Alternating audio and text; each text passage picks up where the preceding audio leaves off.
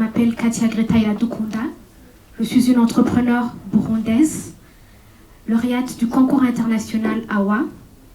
Je suis une amie de la nature et la fondatrice de la Hyacinth Art House, qui est une entreprise d'art et de conservation de la nature.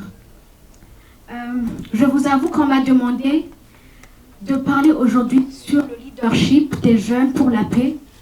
J'ai eu des doutes. Je me suis dit, mais bon, toi tu es entrepreneur, tu t'intéresses à l'entrepreneuriat vers quel sens tu as avec la paix?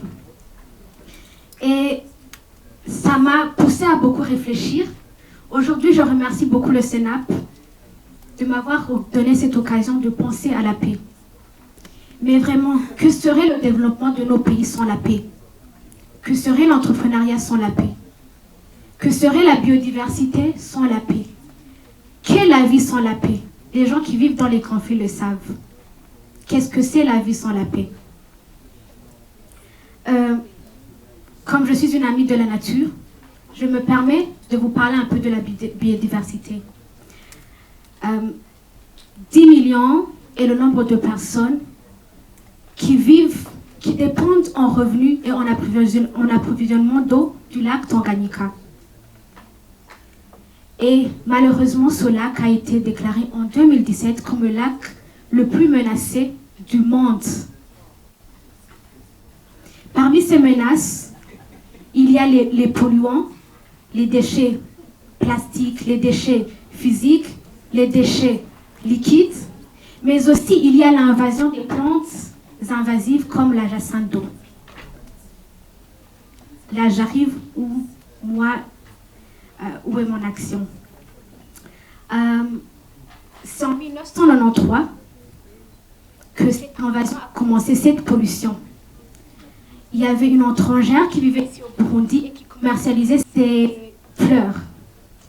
Comme elle était consciente du danger que ces plantes invasives avaient, elle les récoltait après l'usage. Mais en 1993, une guerre civique a éclaté au Burundi, après l'élection du premier président élu démocratiquement.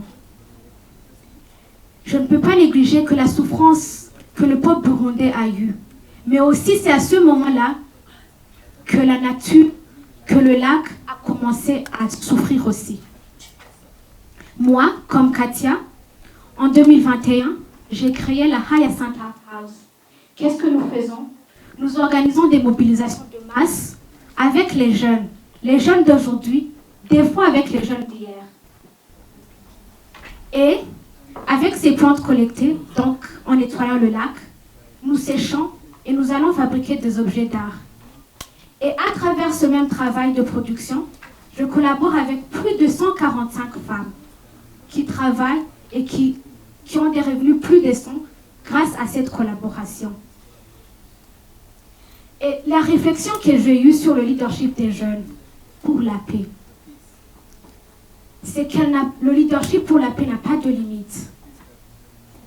Elle peut intervenir avant les conflits. Pour moi, il y a plusieurs catalyseurs qui peuvent perturber la paix. Il y a le chômage, il y a la pauvreté, il y a l'injustice, il y a la discrimination. Et c'est là où les jeunes, nous pouvons intervenir. Mais aussi, le leadership ne s'arrête pas en temps de conflit.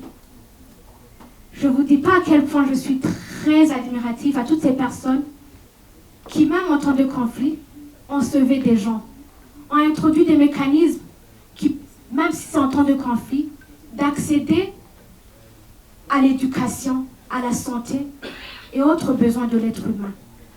Mais aussi le leadership intervient après, parce qu'après les conflits, après la perturbation de la paix, il faut restaurer ce qui était avant.